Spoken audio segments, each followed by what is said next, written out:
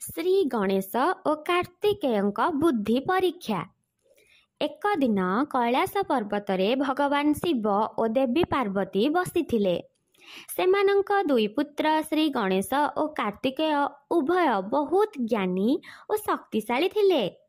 ଦିନେ ଦୁହେଁ ନିଜ ମାତା ପିତାଙ୍କ ପାଖରେ ଆସି ପଚାରିଲେ, ମା ବାପା, ଆମ ମଧ୍ୟରୁ କିଏ ଅଧିକ ବଡ଼?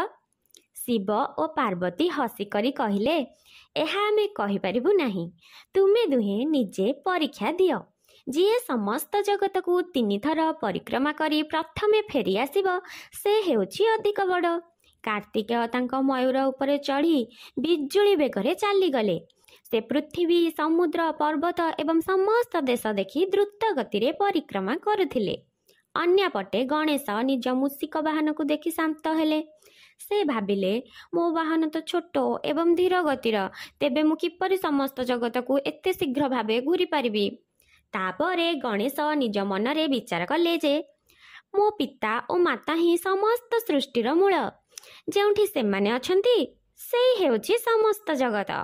ଏହି ଭାବନା ସହିତ ଗଣେଶ ନିଜ ପିତା ଓ ମାତାଙ୍କୁ 3 ଥର ପରିକ୍ରମା କରି ନମସ୍କାର କଲେ। କିଛି ସମୟ ପରେ କାର୍ତ୍ତିକେୟ ସଫଳତାର ସହିତ ଫେରିଲେ ଓ ଗର୍ବରେ କହିଲେ, ମୁଁ ସମସ୍ତ ଜଗତକୁ ଘୂରି ଆସିଛି। କିନ୍ତୁ ସେହି ସମୟରେ ଦେଖିଲେ ଯେ ଗଣେଶ ସାମ୍ନାରେ ବସିଛନ୍ତି।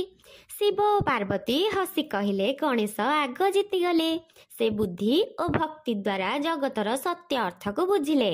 କାର୍ତ୍ତିକେୟ ଆଶ୍ଚର୍ଯ୍ୟ ହୋଇ ପଚାରିଲେ, କିନ୍ତୁ ସେ ତ ସମସ୍ତ ଜଗତକୁ ଘୂରିଲେ ନାହିଁ। ଶିବ ହସିକରି କହିଲେ, ଜଗତର ସମସ୍ତ ଶକ୍ତି ଓ ସୃଷ୍ଟି ମୋ ଓ ପାର୍ବତୀ ଠାରୁ ହେଉଛି। ଯିଏ ଆମକୁ ପରିକ୍ରମା କଲା, ସେ ପ୍ରକୃତରେ ସମସ୍ତ ଜଗତକୁ ପରିକ୍ରମା କଲା। ଏହା ହିଁ ସତ୍ୟ, ଜ୍ଞାନ ଓ ଭକ୍ତି। ଏହା ଶୁଣି କାର୍ତ୍ତିକେୟ ନମ୍ରତା ସହିତ ଗଣେଶଙ୍କୁ ପ୍ରଣାମ କଲେ ଓ କହିଲେ, ଭାଇ, ତୁମେ ନିଶ୍ଚୟ ବଡ଼। ତୁମ ବୁଦ୍ଧି ଓ ଭକ୍ତି ମୋ ଶକ୍ତିଠାରୁ ଅଧିକ।